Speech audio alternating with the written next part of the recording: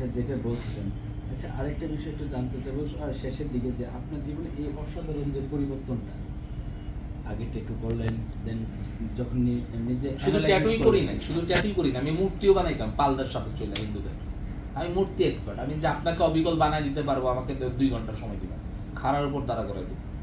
মানে আমি তো প্রতিভাবান মানুষ, কিন্তু প্রতিভা কি জানেন, যত অসামাজিক প্রতিভা, যত হারাম প্রতিভা এটি আমার মধ্যে আছে।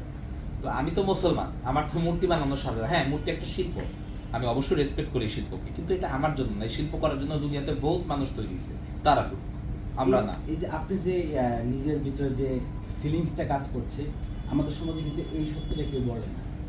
না আমি কেন বললাম, কেউ বলে না না আমি কেন বললাম, তার কারণ আমি আমার বাচ্চাদেরকে ভালোবাসি, আমি আমার ওয়াইফকে ভালোবাসি, কারণ আমি যখন শূন্য হাতে ছিলাম তারা আমার পিছন ছাড়া নাই, আর আমি তাদেরকে কোনো কষ্ট দিব না, এটা আমার ভালোবাসা হইলে আমি এটা মাটি চাপা দেবো।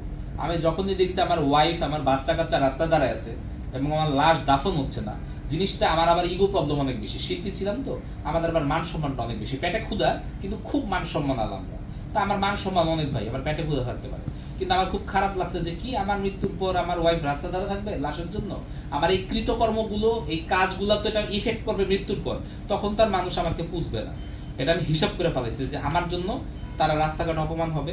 আমি জীবিত অবস্থায় সবাই তো সালাম দিবেই, কিন্তু আমার মৃত্যুর পর তারা অলিতে গলিতে হাটে বাজারে স্কুল কলেজ ইউনিভার্সিটিতে বিয়েতে সামাজিক অনুষ্ঠানে সব জায়গায় কথা শুনবে। তার মানে পরিবর্তন হওয়ার সময় হয়েছে, এই টাকা ইনকামের দরকার নাই, রিক্সা চালায় খাইতে হবে না, কিন্তু পুরুষ মানুষ কাজের অভাব নাই।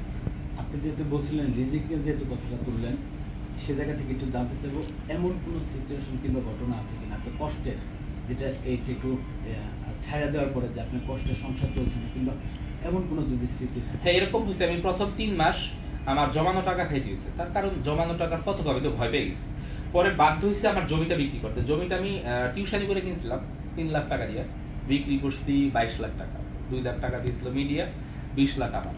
ওইটা দিয়ে আমি একটা মেশিন আনি, ওই মেশিন দিয়েই চলছি, কিন্তু 3-4 মাস আমি খুব ভয়ে ছিলাম, আতঙ্কে ছিলাম যে ছেলে মেয়ে